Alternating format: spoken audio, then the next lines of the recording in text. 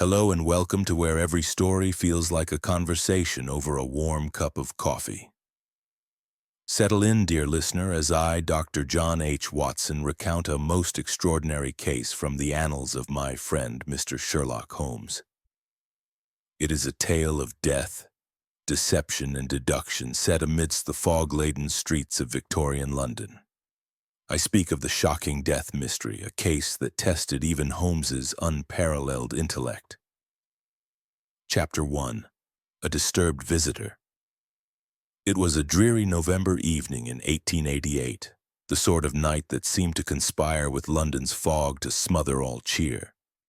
The air was heavy with damp, and a chill had settled over Baker Street, as if the very stones of the city shivered beneath their mantle of mist. Within the sanctuary of 221B, however, a fire blazed merrily in the grate, its warmth a defiant stand against the gloom without. The room, as ever, was a study in ordered chaos. Shelves groaned under the weight of tomes and scientific instruments. A half-finished chemical experiment bubbled softly on a side table, and the air carried the faint tang of tobacco and beeswax. Sherlock Holmes, my friend and companion, reclined in his armchair, his long fingers coaxing a haunting melody from his violin. The notes wove through the room, now plaintive, now piercing, as if echoing the restless thoughts of the man himself. I, Dr. John H. Watson, sat at my desk, endeavoring to chronicle our recent adventures. My pen scratched steadily, though I confess my mind wandered, lulled by the fire's crackle and the violin's lament. The fog pressed against the windows like a living thing, its tendrils curling at the edges of the panes, and I found myself grateful for the coziness of our quarters. London, on such nights, could feel like a labyrinth of shadows, where danger lurked in every alley and gaslight cast specters upon the cobblestones. The tranquility of the evening was shattered by a knock at the door, sharp, urgent, almost frantic in its insistence. Holmes's bow paused mid-stroke, the final note hanging in the air like a question. His gray eyes, ever keen, flickered toward the door, a spark of interest igniting within them. "A visitor, Watson," he remarked, his voice low and measured. "And one in considerable distress, if the tempo of that knock is any indication." I set down my pen, my pulse quickening. "At this hour?" I glanced at the clock. It was nearing 9, an uncommon time for callers. The fog alone would deter most, save those driven by necessity or desperation. Mrs. Hudson, our indefatigable landlady, appeared moments later, her face a mixture of concern and curiosity. "A lady to see you, Mr. Holmes," she said, her tone suggesting she found the visitor's state as intriguing as we did. "She's in a right state, poor thing, and won't give her name until she's seen you." Holmes laid his violin aside, his movements deliberate, as if already assembling the pieces of an unseen puzzle. "Show her in, Mrs. Hudson," he said, rising to his full height. "And pray, Watson, clear a space on that chair. We must make our guest feel welcome, however dire her errand." I hastened to remove a stack of journals from the armchair nearest the fire, my curiosity now fully roused. The door creaked open, and Mrs. Hudson ushered in a woman whose appearance seemed to draw the fog itself into the room. She was clad in a long, dark cloak, its hem damp from the rain-slicked streets, and her face was concealed by a black veil that lent her an air of mystery. Her gloved hands clutched a handkerchief, its edges frayed and sodden, and her posture, rigid yet trembling, betrayed a soul in turmoil. Behind her, the open door revealed a glimpse of Baker Street, where a gas lamp's feeble light struggled against the mist, casting her silhouette in sharp relief. "Good evening, madam," Holmes said, his voice smooth as velvet yet carrying an undercurrent of authority. "Pray be seated and tell us how we may be of service." He gestured to the chair, his eyes never leaving her veiled face. The woman hesitated as if weighing the gravity of her decision to come here. Then with a small, shuddering breath, she crossed the room and sank into the chair, her movements graceful despite her evident distress. "Mr. Holmes, Dr. Watson," she began, her voice low and quavering. "I am Mrs. Eleanor Grayson, and I come to you in the utmost desperation. My brother, Mr. Charles Langley, was found dead this morning in his study, electrocuted, they say, by his own invention. But I will not believe it an accident. I fear murder most foul." Her words struck the room like a thunderclap, and I felt a chill that had little to do with the November air. Holmes, however, remained impassive, though his eyes gleamed with that peculiar intensity that signaled his mind was already at work. He steepled his fingers before him, leaning slightly forward. "Pray, Mrs. Grayson, tell us all and omit no detail, however trivial it may seem. The truth often hides in the mundane." Mrs. Grayson lifted her veil, revealing a face pale and drawn, with eyes red-rimmed from weeping. She was perhaps 40, with delicate features that spoke of refinement, though grief had etched lines of anguish upon her brow. "My brother," she said, her voice steadier now, "was a brilliant man, an inventor of no small repute. He had been working tirelessly on a device to harness electricity for lighting, a marvel, he called it, that would rival gas lamps and change the world. He was meticulous, Mr. Holmes, a man who left nothing to chance. Yet this morning his butler found him slumped over his desk, wires tangled about him, his body lifeless.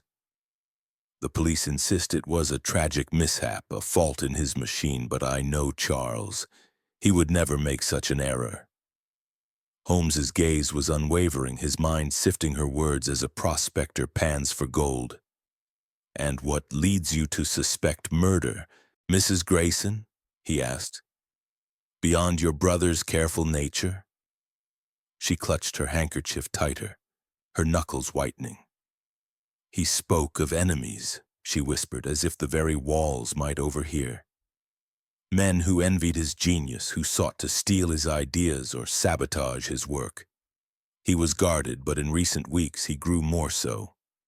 He received letters, anonymous, threatening, and refused to share their contents with me. Only last night he told me he feared for his life, though he would not name his foe."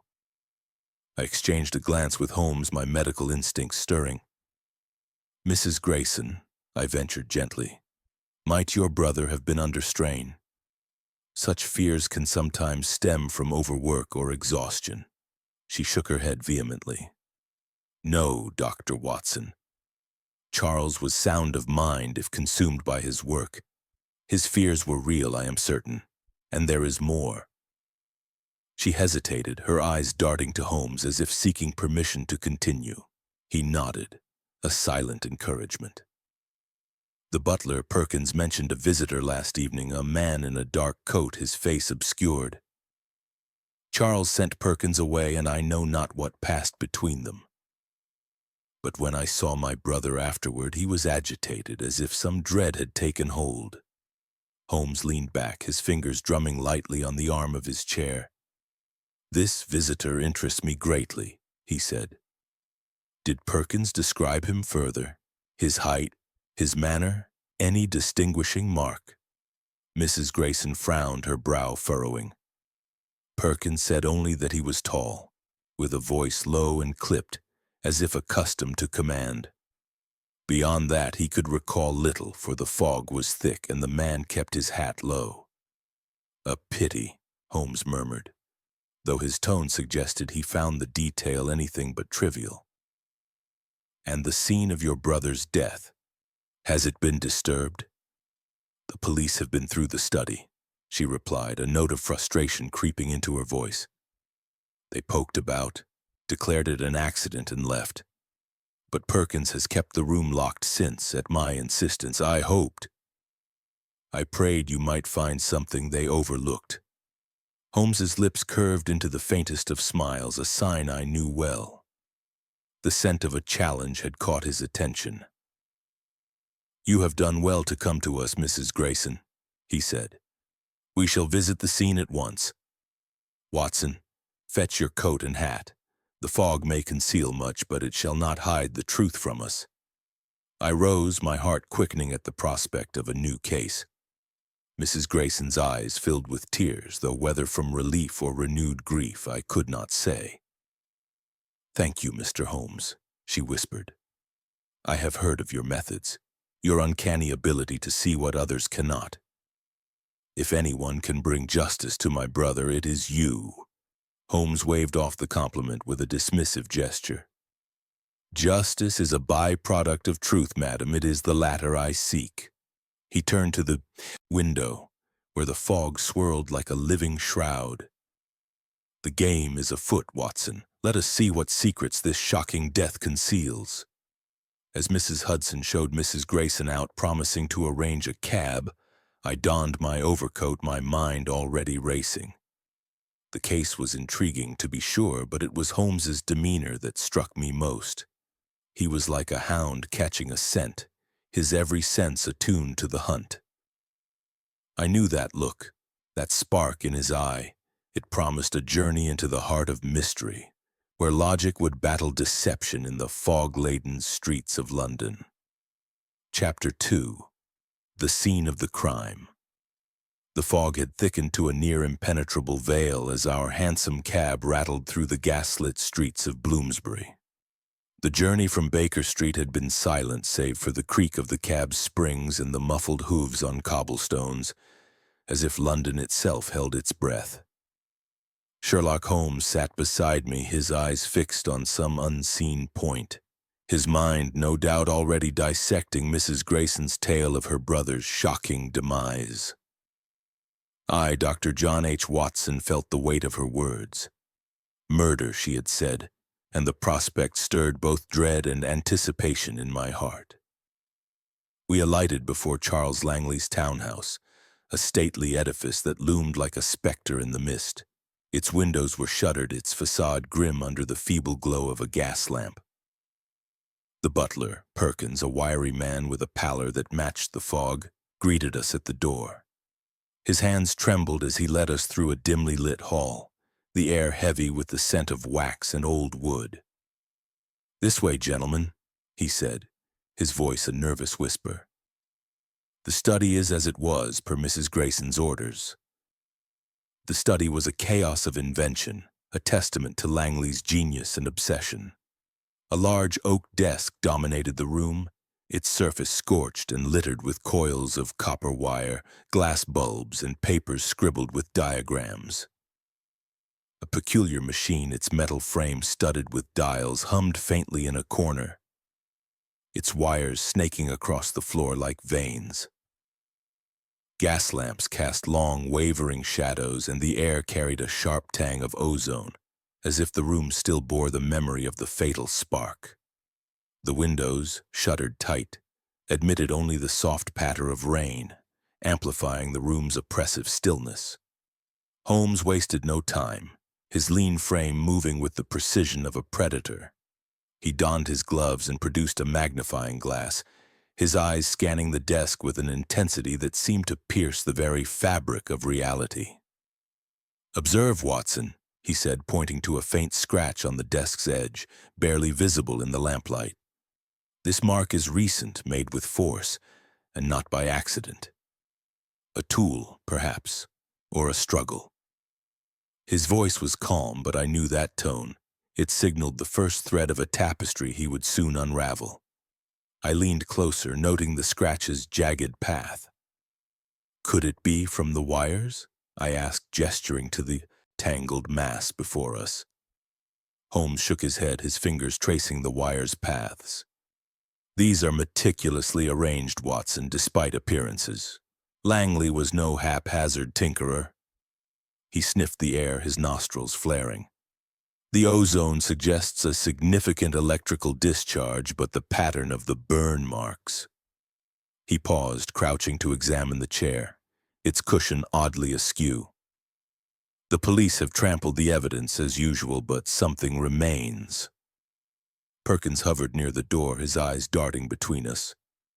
"Mr. Langley was found there, sir," he said, pointing to the desk. Slumped over, his hand clutching a wire, his face twisted like he'd seen the devil himself. His voice faltered, and I noted the sheen of sweat on his brow, though the room was cool. Holmes turned to him, his gaze sharp.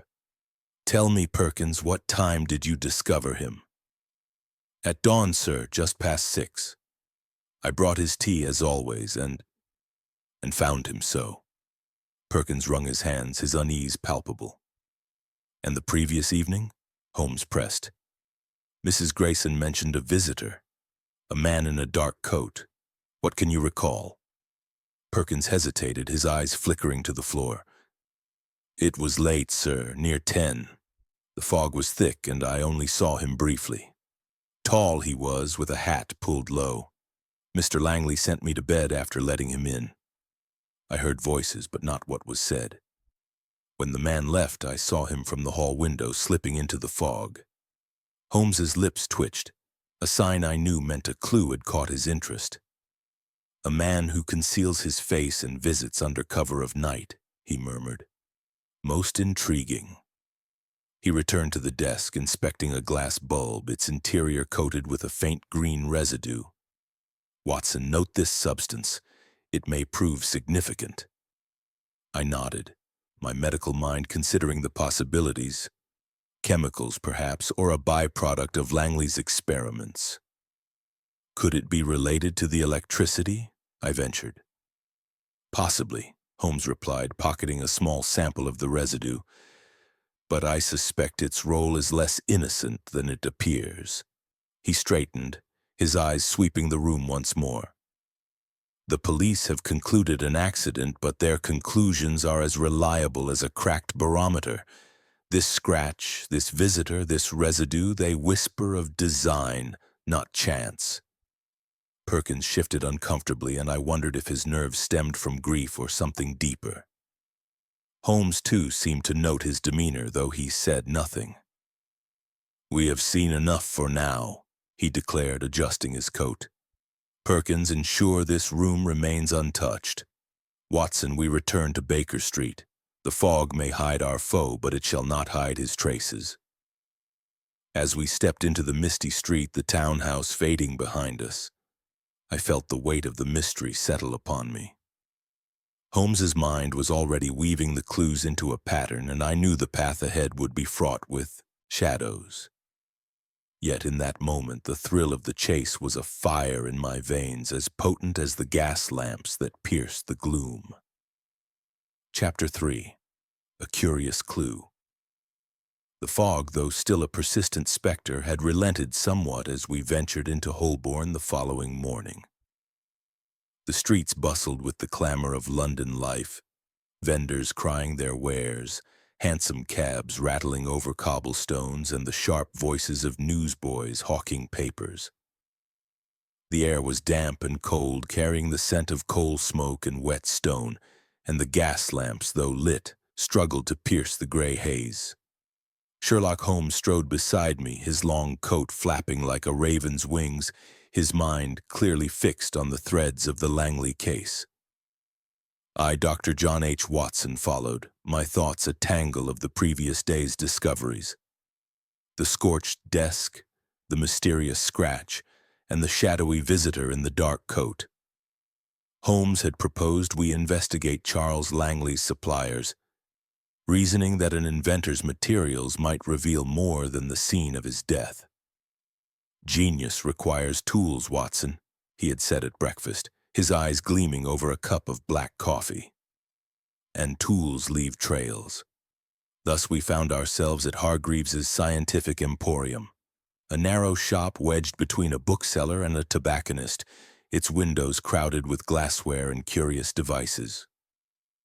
The shop's interior was a labyrinth of invention, its shelves laden with coils of copper wire, jars of powders, and glass tubes that caught the light of oil lamps. The air smelled of metal and paraffin, and a faint dust motes danced in the glow. Mr. Hargreaves, the proprietor, was a stout man with spectacles perched precariously on his nose, his apron stained with chemical residue. He greeted us with a nod, wiping his hands on a rag. "Gentlemen, how may I assist you?" he asked, his voice carrying the practiced warmth of a tradesman. Holmes wasted no time. "We are inquiring about a customer, Mr. Charles Langley," he said, his tone clipped but courteous. "An inventor, recently deceased. We understand he purchased materials here." Hargreaves' face fell, a flicker of unease crossing his features. "Poor Mr. Langley, yes. A tragedy, that. He was a regular, always after wires and chemicals for his electrical contraptions." He gestured to a shelf behind him where spools of copper gleamed. "What do you wish to know?" "Everything," Holmes replied, his eyes scanning the shop as if it held secrets in its very walls. "Particularly any unusual purchases in the weeks before his death." Hargreaves hesitated, then retrieved a leather-bound ledger from beneath the counter. He flipped through its pages, his finger tracing entries. "Here," he said at last. "Last week Mr. Langley bought a quantity of copper wire, some glass bulbs, and a peculiar compound, a conductive salt, highly volatile, used in electrical experiments. Not something I sell often." Holmes's gaze sharpened like a hawk sighting prey. "A conductive salt," he repeated, leaning forward. "Describe it." Hargreaves frowned, adjusting his spectacles. "It's a crystalline powder, greenish in hue and unstable if mishandled. Langley seemed quite particular about it, said it was key to his device." He paused, then added, "I warned him to be careful. It can cause sparks if mixed improperly." I felt a jolt of recognition, recalling the green residue in Langley's study. "Holmes," I murmured, "the bulb on his desk—" "Precisely, Watson," he interrupted, his voice low. He turned back to Hargreaves. "And who else has purchased this compound recently?" The proprietor's unease deepened, his fingers tightening on the ledger. "Well, there was Dr. Mortimer Vance, another inventor. He bought the same salt a few days prior. Said he was working on a similar project." Hargreaves' eyes darted to Holmes as if gauging his reaction. "Vance and Langley weren't on good terms, mind you. I heard them argue once over patents." Holmes's lips twitched, a sign I knew meant a new piece had slotted into his mental mosaic. "A rival," he mused. "Most illuminating. May I see a sample of this salt?" Hargreaves obliged, fetching a small glass vial from a locked cabinet. The powder within glowed faintly green, its hue eerily familiar. Holmes held it to the light, his eyes narrowing as he studied its texture. "A dangerous substance," he said almost to himself, "and one that invites questions." He pocketed the vial with a nod to Hargreaves. "You have been most helpful, sir." As we prepared to leave, I glanced through the shop's window and froze. Across the street, half hidden by a vendor's cart, stood a man in a dark coat, his hat pulled low. His posture was tense, as if watching us. "Holmes," I whispered, nodding toward the figure. "There, across the way." Holmes's gaze flicked to the window, but in that moment the man turned and melted into the crowd, his form swallowed by the throng of passers-by. "A shadow in the fog," Holmes said softly, his tone betraying neither surprise nor alarm. "A red herring, perhaps, or a thread worth pulling." He adjusted his scarf, a glint of determination in his eyes. "Come, Watson, Dr. Vance awaits our scrutiny, and this salt may yet spark the truth." We stepped into the street, the jingle of the shop bell fading behind us. The bustle of Holborn enveloped us, but I felt the weight of unseen eyes, as if the city itself were watching. Holmes, undeterred, strode forward, his mind already weaving the green salt and the dark-coated man into the tapestry of the case. I followed, my heart quickened by the chase, knowing each clue brought us closer to the heart of the shocking death mystery. Chapter 4. The Widow's Tale.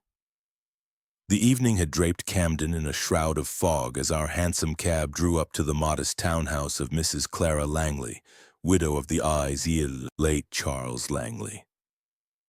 The streets of this quieter quarter of London were alive with the subdued hum of life, cabs clattering over cobblestones, the distant cry of a costermonger, and the soft patter of rain against shuttered windows. Yet within the Langley residence a heavier silence reigned, as if grief itself had settled into the very walls. Sherlock Holmes, ever purposeful, led the way, his keen eyes scanning the house's facade as if it might whisper secrets. I, Dr. John H. Watson, followed, my heart stirred by the task ahead, to question a widow in her sorrow, seeking truths that might pierce the veil of her loss. The parlor into which we were shown was a study in mourning. Black crape adorned the walls, its folds catching the flicker of a single gas lamp, and a portrait of Charles Langley, stern with piercing eyes, hung above the mantel, gazing down as if still guarding his domain. The fire in the grate cast a warm glow, yet the room felt chilled, the air thick with unspoken words. Mrs. Clara Langley rose to greet us, a woman of perhaps 30, her pale face framed by a widow's cap. Her mourning dress rustled softly, and her hands, clasped tightly, betrayed a composure that seemed hard-won. "Mr. Holmes, Dr. Watson," she said, her voice low but steady. "I am grateful for your coming, though I scarce know what aid I can offer." Holmes bowed slightly, his manner courteous yet probing. "Mrs. Langley, we seek only the truth, however painful," he said, his eyes never leaving her face. "Pray be seated and tell us of your husband's final days." He gestured to a high-backed chair, taking a seat opposite her, while I stood near the fire, notebook in hand.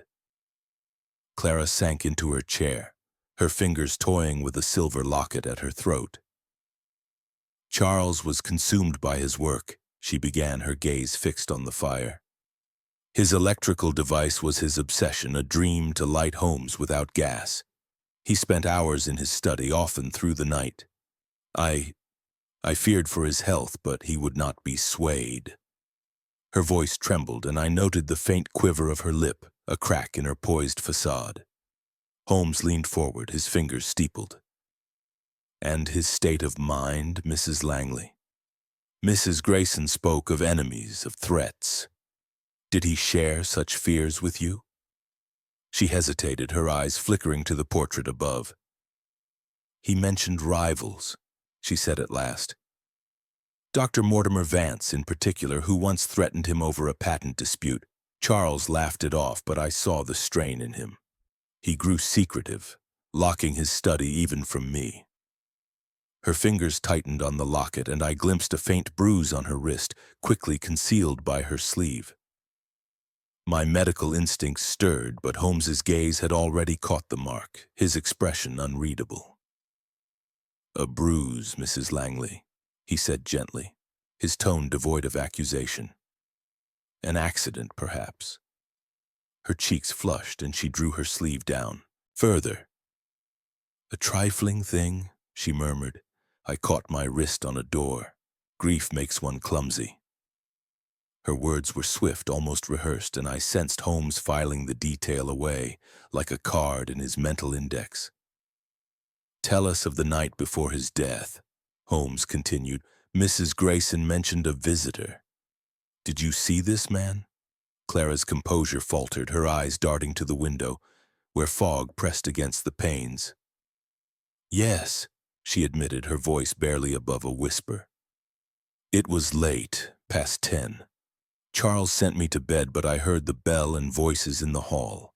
A man, tall, with a low voice. Charles was agitated after pacing the study. I did not press him, for he disliked my interference." A tear escaped her eye, and she brushed it away with a trembling hand. Holmes's eyes gleamed as if a new thread had woven into his tapestry. "And the voices? Did you discern their tone? Anger, perhaps, or fear?" "Raised, but not loud," she replied. "As if they quarreled but wished to be discreet." I heard no words clearly. She clutched the locket again, its chain glinting in the lamplight. Holmes rose, pacing slowly before the fire, his shadow dancing on the crepe-draped walls. "You have been most forthcoming, Mrs. Langley," he said, though his tone suggested he sensed more beneath her words. "One final question. Did your husband keep a diary or correspondence that might name his foes?" She shook her head, her gaze dropping. "If he did, it was in his study, locked away. The police found nothing, they said." Her voice was soft, but I detected a note of evasion, as if she guarded a secret she dared not share. Holmes nodded, his expression inscrutable. "We shall trouble you no further tonight," he said, adjusting his coat. "Rest assured, we will uncover the truth." As we made to leave, he paused, his eyes lingering on the locket. "A fine piece," he remarked. "A gift from your husband?" Her hand flew to it, protective. "Yes," she said quickly. "A token of happier days." But her eyes betrayed a flicker of unease, and I knew Holmes had noted it. We stepped into the foggy street, the parlor's warmth fading behind us. "She knows more than she tells, Watson," Holmes murmured, his voice low. "Grief is a mask, but so is fear. That locket, that bruise, they are clues as surely as the scratch on the desk." He strode into the mist and I followed, the weight of the widow's tale heavy upon me, its truth still shrouded in shadow. Chapter 5. Shadows in the fog. The fog had grown malevolent as night enveloped London, a thick, choking veil that seemed to conspire with the city's secrets. After our troubling interview with Mrs. Clara Langley, Sherlock Holmes's resolve had hardened, his mind fixed on the man in the dark coat who had haunted our investigation. First glimpsed at Charles Langley's townhouse and again outside Hargreaves's shop. "He is a thread, Watson," Holmes had said as we left Camden, his eyes alight with purpose. "And threads, when pulled, unravel tapestries." Thus we found ourselves bound for the docks where such shadowy figures often lurked, the Thames's murky banks a haven for those who shunned the light. The air near the river was rank with the stench of mud, tar, and decaying fish, and the fog clung to us like a second skin. Gas lamps cast feeble halos, their light swallowed by the mist, and the cobblestones underfoot were treacherous with damp. Warehouses loomed on either side, their silhouettes monstrous in the gloom, while the Thames lapped hungrily at the wharves, its rhythm punctuated by the creak of moored ships and the mournful wail of a foghorn. I, Dr. John H. Watson, gripped my service revolver beneath my coat, my heart pounding with the thrill and dread of the chase. Holmes moved like a specter, his long frame weaving through the alleys with an agility that belied the slick terrain. "There, Watson," he whispered, his voice cutting through the fog. Ahead, near a tavern's dim glow, stood our quarry. A tall figure in a dark coat, his hat pulled low, pausing as if sensing pursuit. The tavern's raucous laughter spilled into the night, a stark contrast to the tension coiling within me. "After him!" Holmes cried, breaking into a run. I followed, my boots slipping on the cobblestones as we plunged into a labyrinth of alleys. The man glanced back, his face obscured and bolted, his coat billowing like a raven's wings. The chase was perilous, the fog obscuring corners and crates, the river's edge a constant threat. My breath came in sharp gasps, the cold air searing my lungs, but Holmes was relentless, his focus unyielding. We rounded a corner, the Thames glinting darkly to our left, and gained ground. The man darted past a stack of barrels, his footsteps echoing in the narrow passage. "He's trapped, Watson," Holmes called, pointing to a dead-end alley flanked by towering warehouses. We slowed, approaching cautiously, the fog swirling about us like a living thing. The man stood cornered, his back to a brick wall, and as we drew near, I saw the glint of a knife in his hand. "You'll not interfere," he snarled, his voice low and clipped with a trace of an accent I couldn't place. His face remained shadowed, but his posture was defiant, his blade catching the faint light of a distant lamp. Holmes raised a hand, his revolver steady, his voice calm but commanding. "Drop the knife, sir, and we may yet converse civilly." The man laughed, a harsh, guttural sound, and lunged forward, slashing wildly.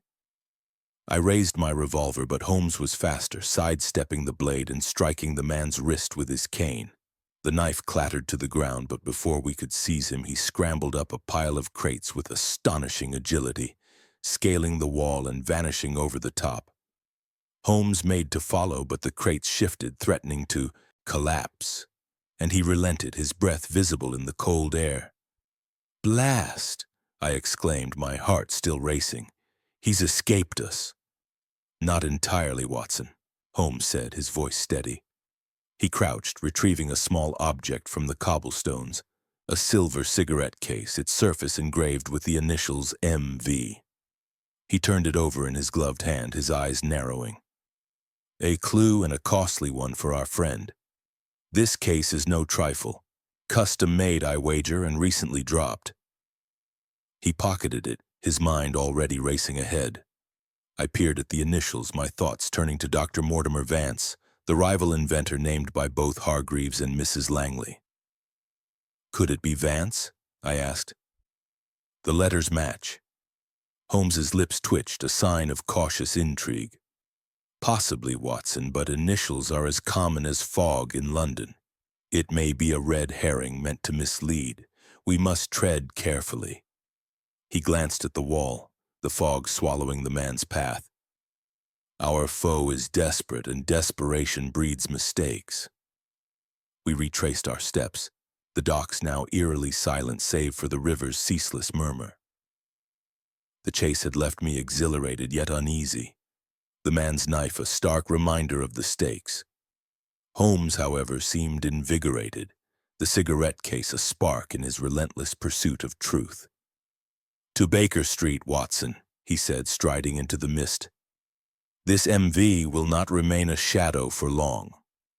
As we hailed a cab, the fog seemed to tighten its grip, and I felt the weight of unseen eyes, as if the city itself conspired to guard its secrets. The shocking death mystery had grown darker, its threads tangling in the gloom. But with Holmes at my side, I knew no shadow could hide the truth forever. Chapter 6. A Dangerous Encounter. The fog clung to Shoreditch like a jealous lover as our hansom cab rattled through its narrow, gaslit streets. The chase at the docks had left us with a tantalizing clue. The cigarette case marked M.V., and Sherlock Holmes, ever relentless, had set his sights on Dr. Mortimer Vance, the rival inventor named by both Hargreaves and Mrs. Langley. "If the initials are his," Holmes had said, his voice low over the clatter of hooves, "we shall find answers in his lair." I, Dr. John H. Watson, felt a knot of apprehension, the memory of the dark-coated man's knife still vivid. But the thrill of the hunt spurred me onward. Vance's laboratory, tucked behind a soot-stained warehouse, was a fortress of invention. Its heavy iron door creaked open to reveal a cavernous space, its ceiling lost in shadows cast by flickering gas lamps. Machines whirred and sparked, their wires coiling like serpents, while vats of bubbling liquids emitted a faint, acrid steam. Shelves groaned under jars of chemicals and spools of copper, and the air was thick with the sharp scent of ozone, tinged with something metallic.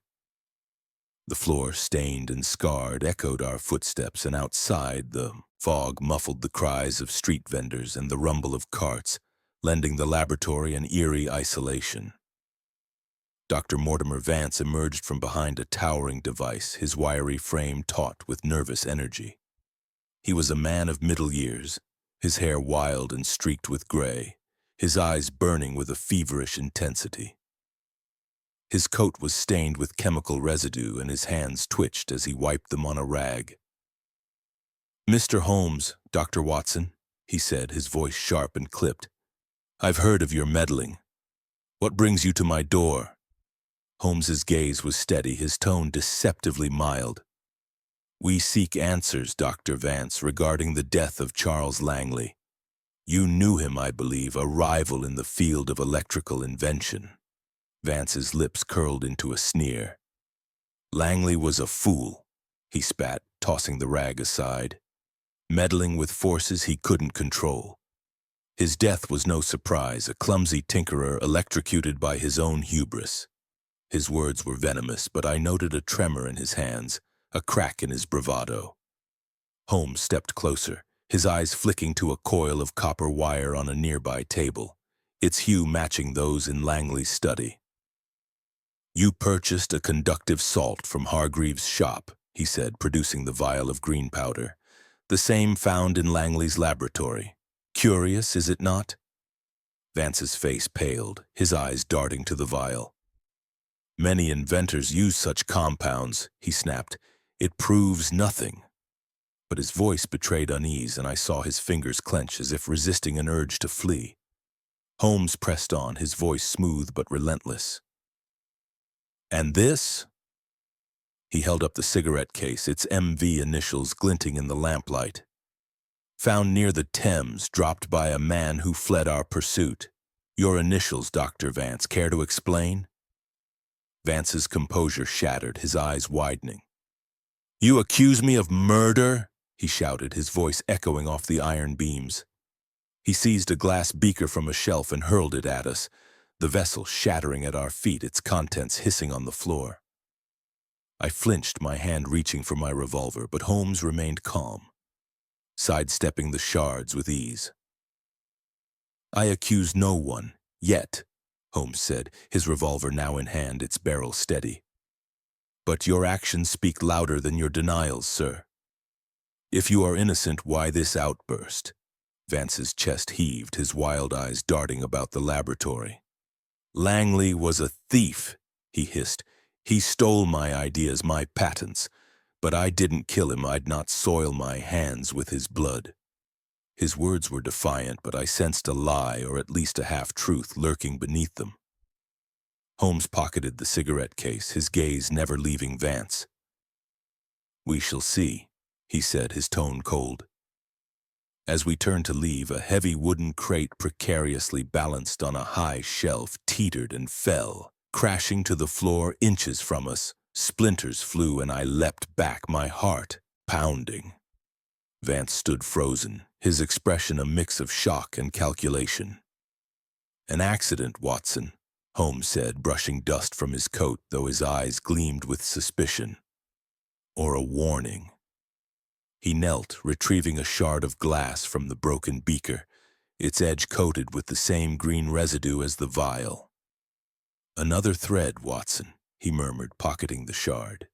This salt weaves a dangerous pattern.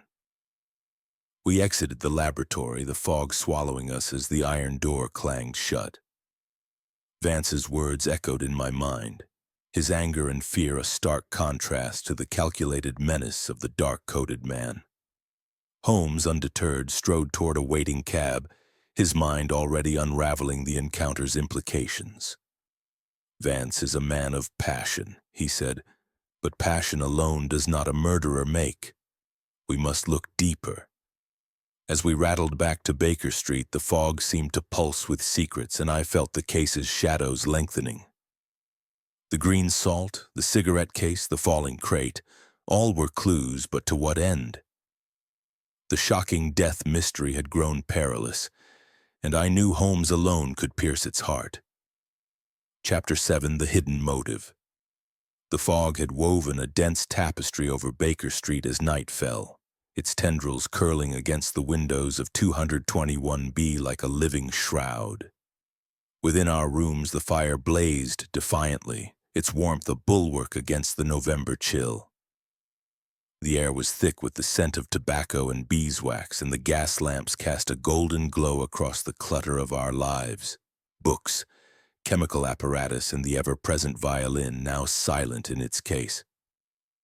I, Dr. John H. Watson, sat by the hearth, my notebook open, struggling to order the whirlwind of clues from our investigation into Charles Langley's death. Sherlock Holmes, however, was in his element, pacing the room with the restless energy of a hound on the scent. The table before us was a battlefield of evidence. The vial of green salt from Hargreaves's shop, the shard of glass from Vance's laboratory, the cigarette case marked MV, and a pile of Langley's papers retrieved from his study. Holmes paused, his long fingers hovering over the cigarette case, its silver surface catching the firelight.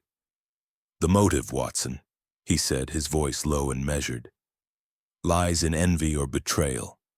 Langley's device threatened fortunes, perhaps Vance's or even Mrs. Grayson's, whose wealth hung on her brother's success." I frowned, my mind grappling with the threads he wove so effortlessly. "But Mrs. Grayson seemed genuine in her grief," I protested, recalling her tear-streaked face. "Surely she wouldn't harm her own brother?" Holmes's lips twitched, a faint smile that held no mirth. "Watson, the heart is a labyrinth, and grief can mask darker impulses. Consider the clues." He lifted the green salt vial, its contents glowing faintly. "This compound, unstable and dangerous, was found in Langley's study and Vance's laboratory. It caused the fatal surge, I am certain, but by whose hand?" He set the vial down and picked up the cigarette case. "This, however, points to a more personal connection. The initials MV suggest Vance, but the case is bespoke, crafted by a jeweler, a luxury not easily afforded by a struggling inventor." I leaned forward, intrigued. "You think it's a misdirection? Someone planted it to implicate Vance?" "Possibly," Holmes replied, his eyes gleaming. "Or it belongs to another MV, a name we've yet to uncover." He tapped the case against his palm, then turned to the glass shard, its green residue a mirror to the vial. "The same salt, Watson, in two places. A coincidence, or a deliberate trail? And then there is Mrs. Langley's bruise, a mark of coercion, perhaps, or a struggle she dares not admit." My medical instincts stirred, recalling Clara Langley's quick concealment of the bruise. "You suspect her involvement?" I asked, my voice tinged with disbelief. "She's a widow, Holmes, grieving her husband." "Grief does not preclude guilt," he said, pacing anew. "Her locket, her evasion, the visitor she heard, they suggest a secret, Watson, one tied to the heart or the purse." He paused by the fire, his shadow looming across the room. "The motive is hidden, but it lies in passion, love, greed, or vengeance. We must trace the cigarette case to its maker. A jeweler's mark will reveal its owner, and with it our foe." I scribbled notes, my mind racing to keep pace. "And the man in the dark coat?" I asked. "The one who dropped the case?" "A hired thug, perhaps," Holmes mused. "Or a principal in disguise.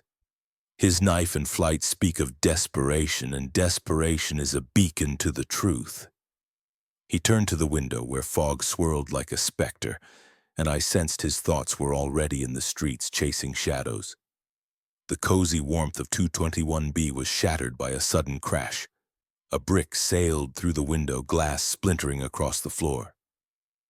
I leapt to my feet, heart pounding, as Holmes darted to the window, peering into the fog. The street was empty, the gas lamps revealing only mist. On the floor lay the brick, wrapped in a crumpled note. Holmes retrieved it, his gloves protecting his hands, and unfolded the paper.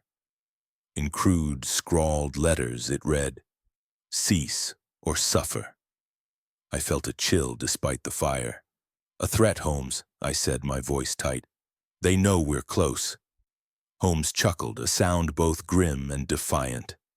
"Our foe grows desperate, Watson, and desperation breeds errors. This brick is a clue as surely as the salt." He examined the note, his eyes narrowing. "The ink is fresh, the paper cheap, common but telling. We are watched, and our watcher fears exposure." He returned to the table, placing the note beside the cigarette case. "Tomorrow we visit the jeweler," he said, his voice resolute. "The case will lead us to our MV, and this note to our brick thrower. The game is afoot, Watson, and the fog cannot hide our path forever." As I sank back into my chair, the fire's crackle seemed to mock the chill in my bones. The clues, the salt, the case, the bruise, the note, wove a web of deceit, and I knew Holmes alone could untangle it.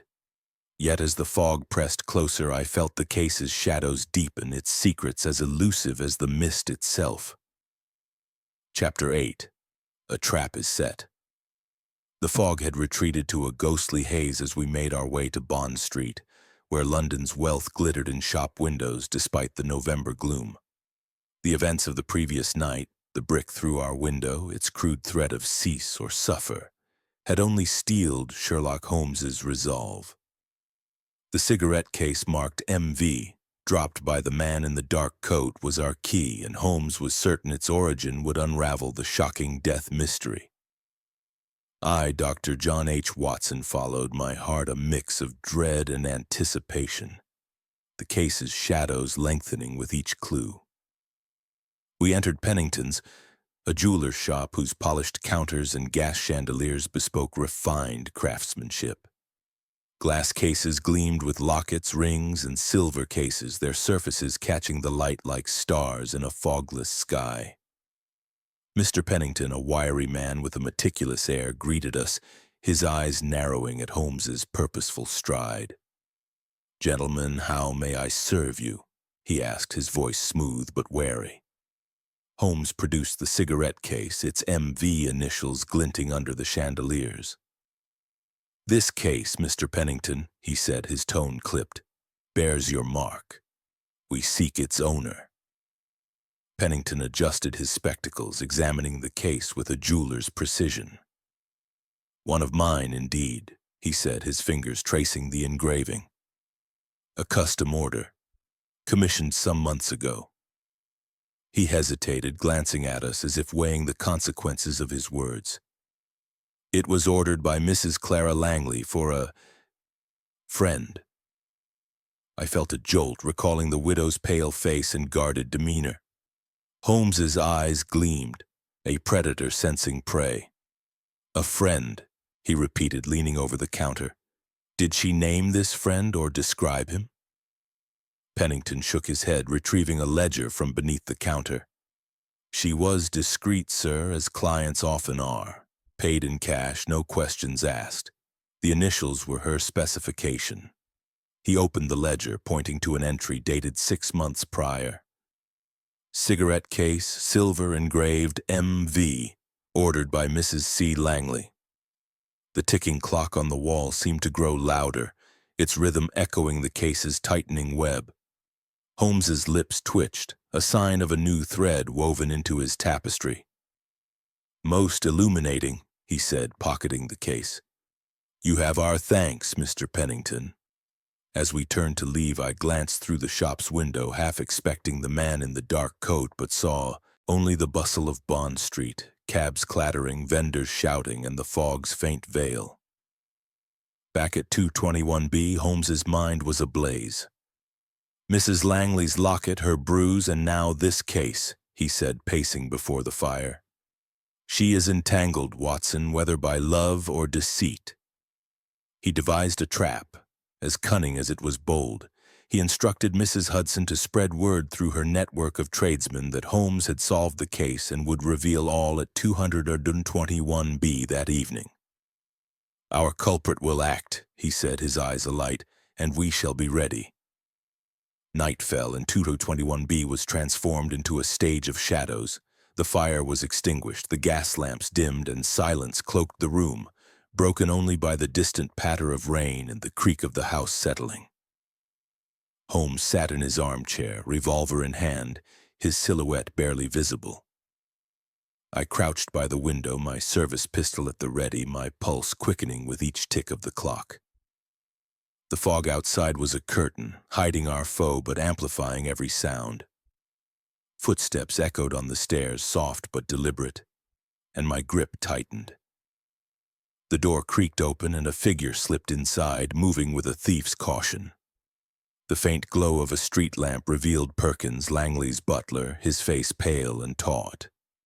In his hand gleamed a vial of green salt, its hue unmistakable. "You knew too much," he hissed, raising the vial as if to smash it, its contents a threat I could only guess. Holmes sprang from his chair, his revolver trained on Perkins.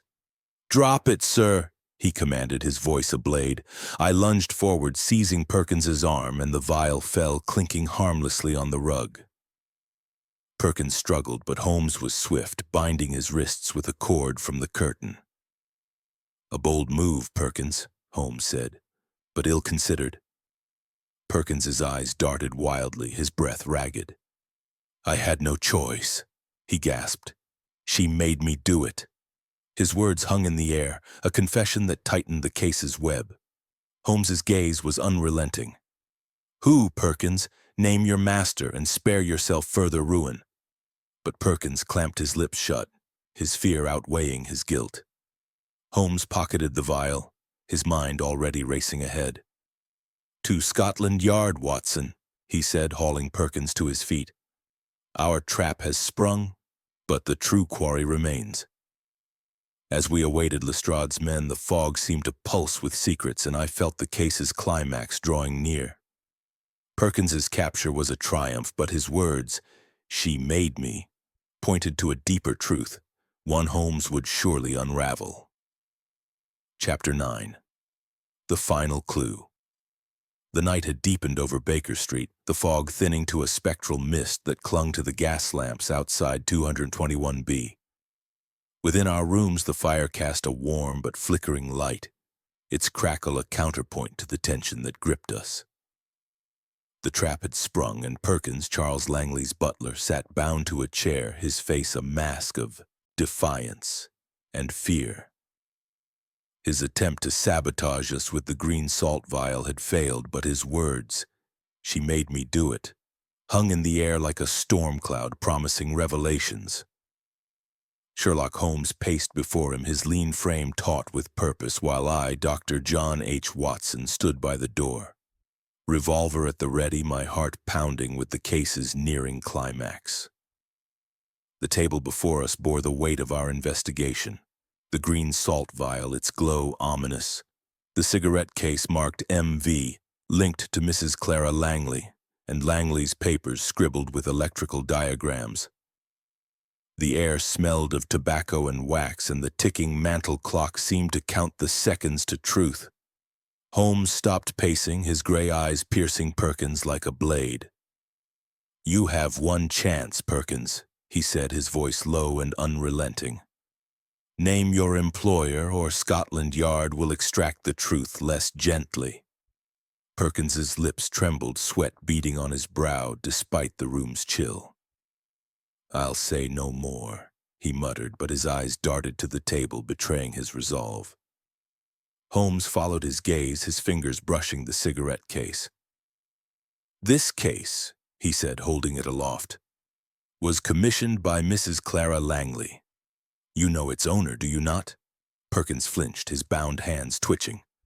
I don't," he stammered, but his voice cracked, and I saw the lie as plainly as Holmes did. Holmes leaned closer, his presence commanding. "You were her instrument, Perkins," he said. "The green salt, the tampered device, your handiwork, but her design. Why? For money or something deeper?" His words were a scalpel, cutting through Perkins's defiance. The butler's shoulders slumped, his defiance crumbling.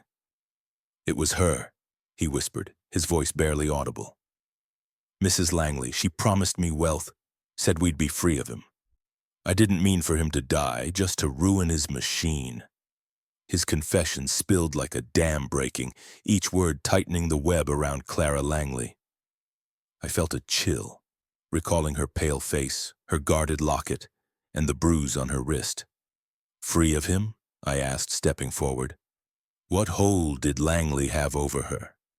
Perkins's eyes glistened with tears, or perhaps guilt. "She loved another," he said, his voice breaking. "She wanted out, but Charles's fortune was tied to his work. She said the device had to fail, or we'd never—" He trailed off, his head bowing. Holmes's eyes gleamed, a puzzle piece slotting into place. "And the man in the dark coat?" he pressed. A hired thug? Sent to intimidate us? Perkins nodded, his voice a whisper. She paid him. A ruffian from the docks, I don't know his name. His confession was a flood now, but Holmes's attention had shifted. From his pocket he produced Mrs. Langley's locket, retrieved during a second unmentioned visit to her home. Its silver surface caught the firelight, and Perkins's eyes widened in horror. "This locket," Holmes said, his fingers deftly prying open a hidden compartment, "holds more than sentiment." He revealed a tiny photograph, not of Charles Langley, but of Perkins himself, his face younger, softer, gazing with unmistakable devotion. "A motive of passion, Watson," Holmes said, his voice triumphant. "Love, twisted by greed, drove her to betrayal." I stared, my mind reeling. "She and Perkins?" I murmured. "An affair hidden under Langley's nose?"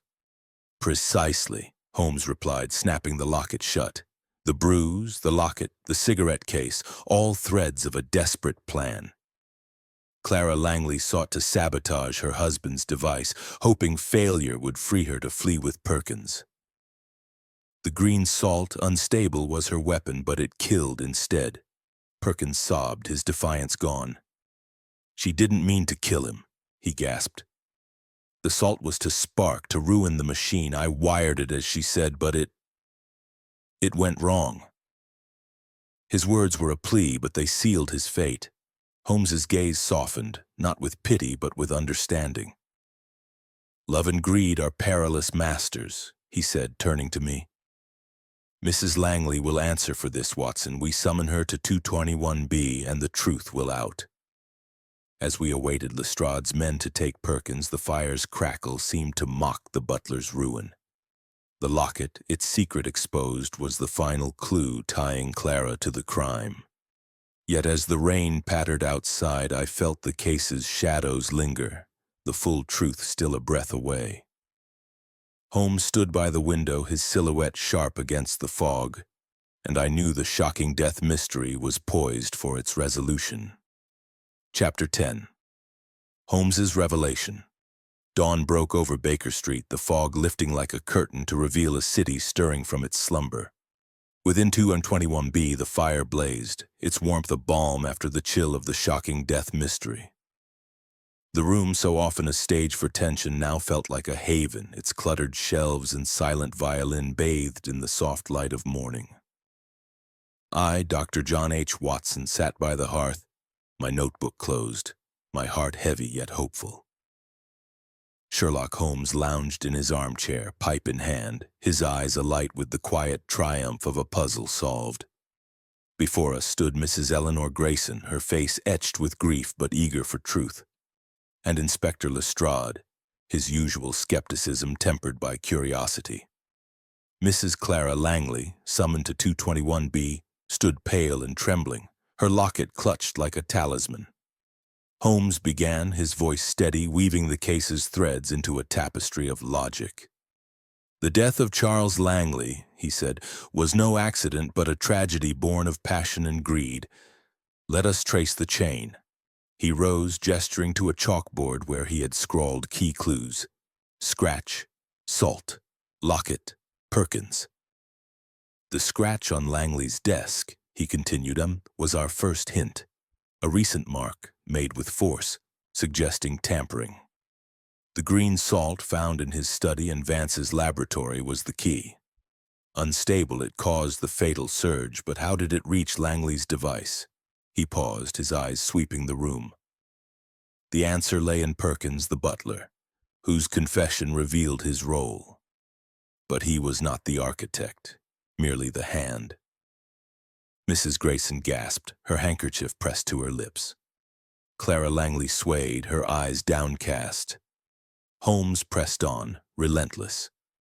The cigarette case marked M. Veen was a misdirection, its initials meant to implicate Dr. Mortimer Vance. Yet its true owner was revealed by the jeweler, Mrs. Clara Langley, who commissioned it for a friend. That friend was Perkins, her lover. Lestrade coughed, his brow furrowing. "A lover? You're saying the widow plotted this?" Holmes nodded, producing the locket, its hidden photograph of Perkins gleaming in the firelight. This locket, taken from Mrs. Langley, confirmed their affair. The bruise on her wrist, her evasion, the case, all pointed to a desperate plan. Clara, trapped in a marriage to a man consumed by his work, sought freedom with Perkins.